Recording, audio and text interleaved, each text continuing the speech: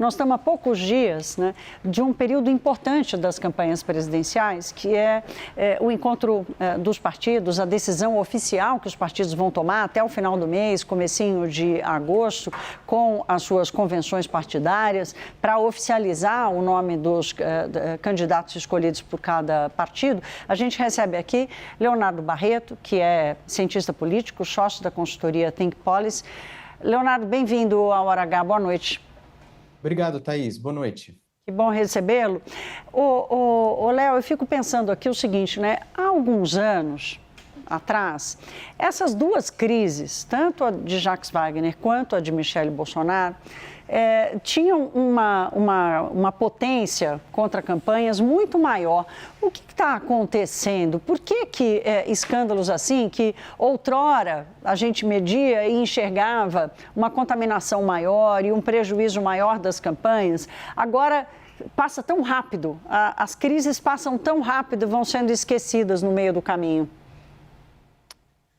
Olha, Thaís, a gente pode enumerar várias razões, mas eu vou ficar com algumas mais objetivas, né? A principal delas é que existe uma polarização que faz você ter uma relação de...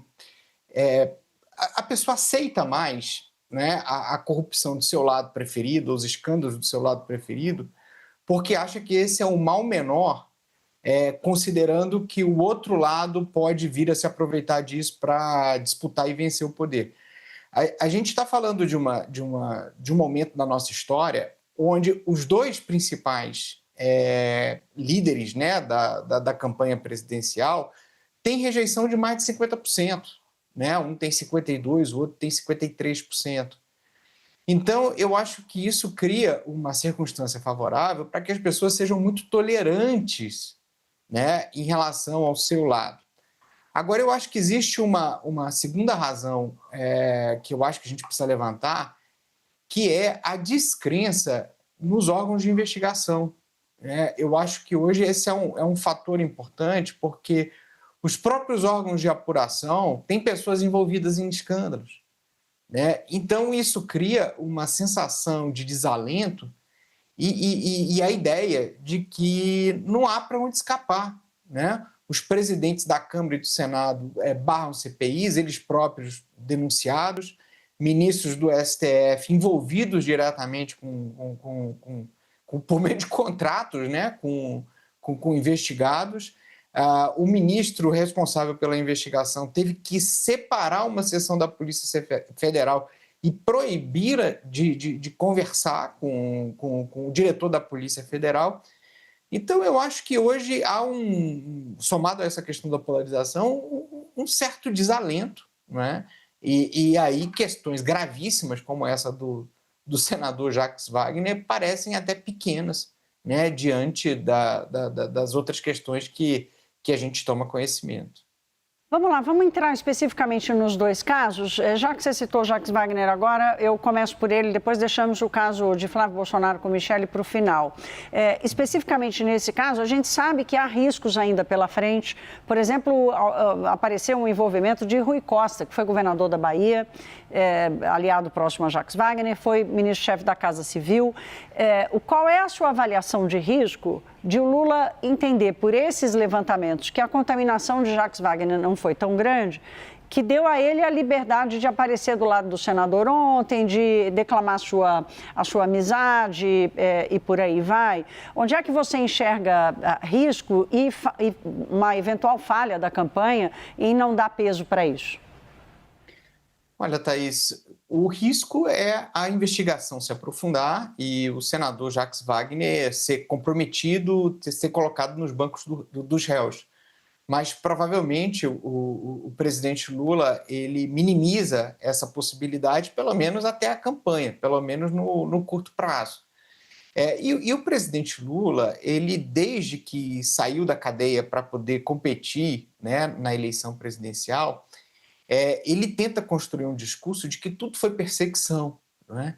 Então, de certa maneira, ele, ao aparecer ao lado de Jacques Wagner, talvez queira dar também essa sensação de que há um processo de perseguição e de investigação enviesada por parte das instituições.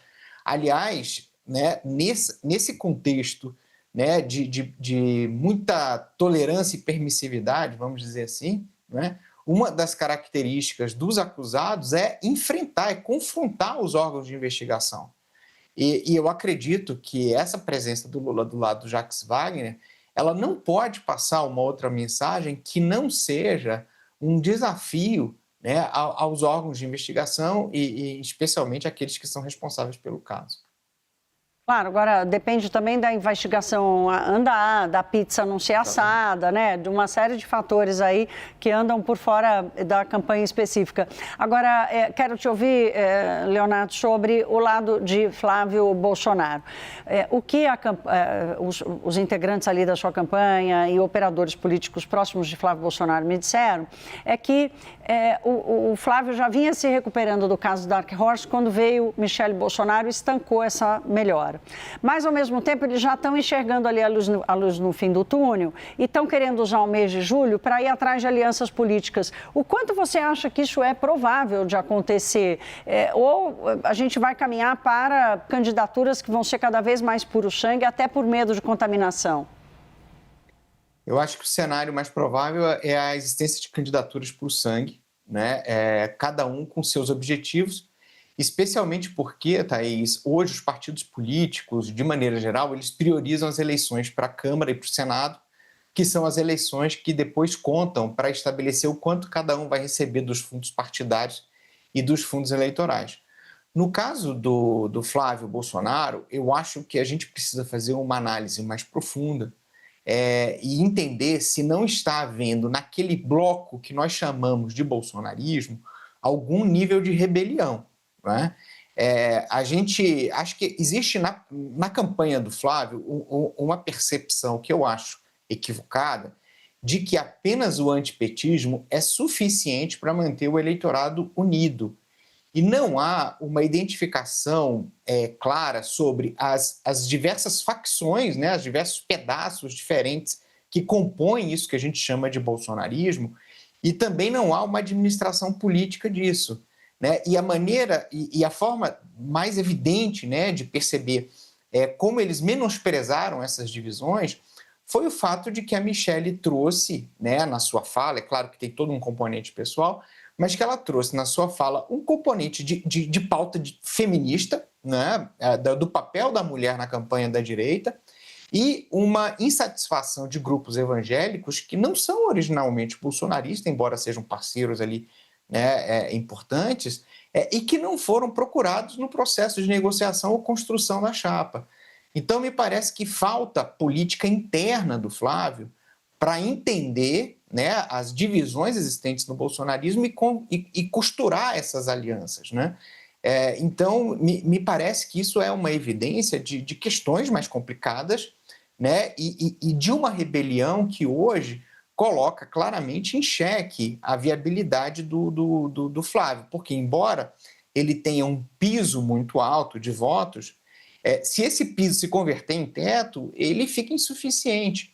E aí, vamos concluir dizendo assim, olha, embora nas pesquisas a gente não veja uma terceira opção se viabilizando, o Renan cresceu bastante, né, mas ainda não aparece ali no retrovisor do Flávio, especialmente, a gente está criando condições objetivas, né, para que as duas candidaturas principais elas falem mais dos seus limites do que das suas possibilidades, e isso abre, sim, uma janela para o brasileiro considerar outros nomes a partir do início da campanha em agosto. Essa frase foi da sua final aí, foi a chave, pelo menos, da fotografia que a gente está vendo hoje, num processo de mudança muito grande, de mudança do comportamento do eleitor. Infelizmente, pelo desalento, né? E não por uma mudança da oferta política no Brasil.